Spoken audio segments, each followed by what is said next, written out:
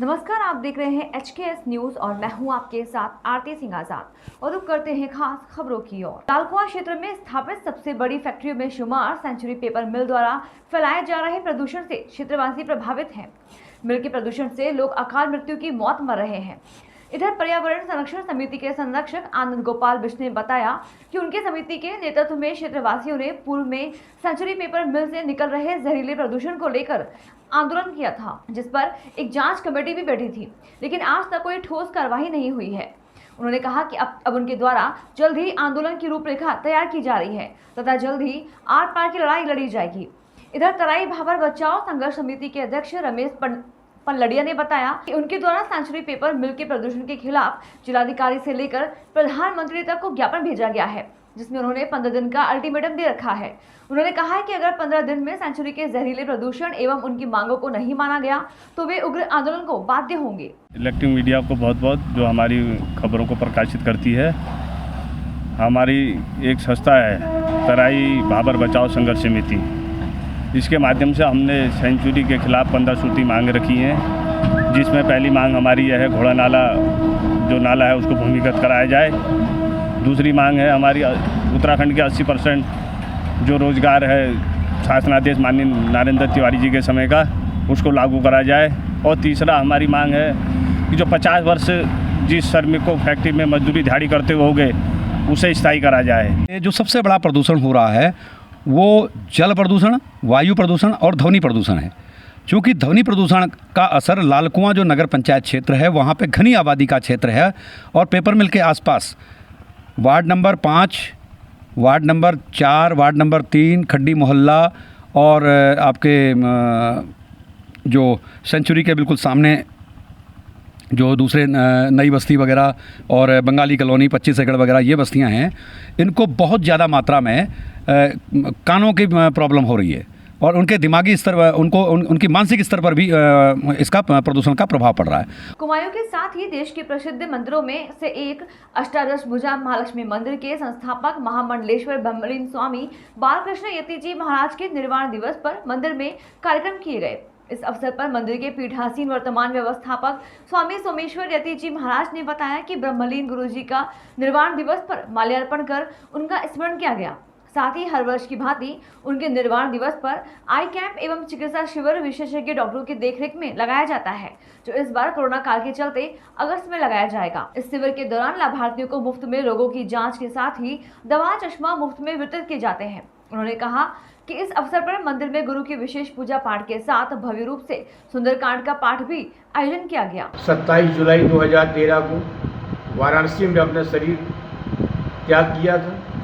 उन्हीं की पावन स्मृति में उन्हीं के निर्वाण दिवस के रूप में हम लोग 27 जुलाई को आज महाराज की पावन पुण्य तिथि के रूप में वृक्षारोपण की तरह और बेटी बचाओ बेटी पढ़ाओ के तहत के अभियान हम लोग उनके जन्म दिवस निर्वाण दिवस के इस पावन अवसर पर भगवान श्री हनुमान जी महाराज की कृपा से सुंदरकांड का यह आयोजन किया गया है और यहाँ पर पूज्य महाराज श्री का माल्यार्पण, पूजन और प्रसाद वितरण का आयोजन रखा गया है। ललतारो पुल चंडीघाट मार्ग बेलवाला स्मार्ट वेंडिंग जोन में रेडी पटरी के लघु व्यापारियों को समाहित करने की योजना के अनुरूप नगर निगम मेयर अनीता शर्मा की अध्यक्षता में लकी ड्रॉ के दूसरे चरण में 10 रेडी पटरी के लघु व्यापारियों का अति पारदर्शिता के साथ मुख्य नगर आयुक्त जय भारत सिंह की निगरानी में आवेदनकर्ता लघु व्यापारियों के माध्यम से लकी ड्रॉ आवंटन किया गया।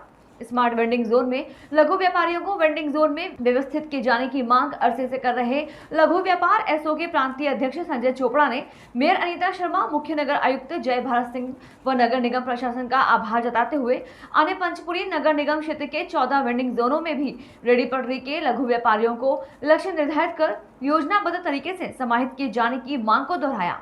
मुख्य नगर आयुक्त जय भारत सिंह ने सभी रेडी पटरी के लघु व्यापारी संगठनों के प्रतिनिधियों को आश्वासित करते हुए कहा, अगले 1 सप्ताह के भीतर सर्वप्रथम स्मार्ट वेंडिंग जोन का उद्घाटन उत्तराखंड राज्य सरकार के निर्देशन क्रम में शीघ्र कराया जाएगा। इस अवसर पर लघु व्यापार एसओ के प्रांतीय अध्यक्ष संजय चोपड़ा ने नगर निगम प्रशासन से यह भी मांग की, पंतदीप, रोड़ी, बेलवाला, भीमगोड़ा, खड़खड़ी, भूपतवाला, सीतापुर, जगजीतपुर, सतीकुंड कॉलोनी इत्यादि क्षेत्रों में भी फ्रूट सब्जी फेरी के लघु व्यापारियों को छोटे वेंडिंग जोन के रूप में स्थापित किया जाए। जोन है स्मार्ट वेंडिंग जोन है जो चंडी चौराहे से लेकर और ललतारोपुर मार्ग पर पड़ता है, जिसमें 50 की क्षमता है, जिसमें 20 की पर्ची लक्की ड्रा पहले निकाले गए थे और आज 10 का लक्की ड्रा निकाला गया है मेयर साहब की अध्यक्षता में।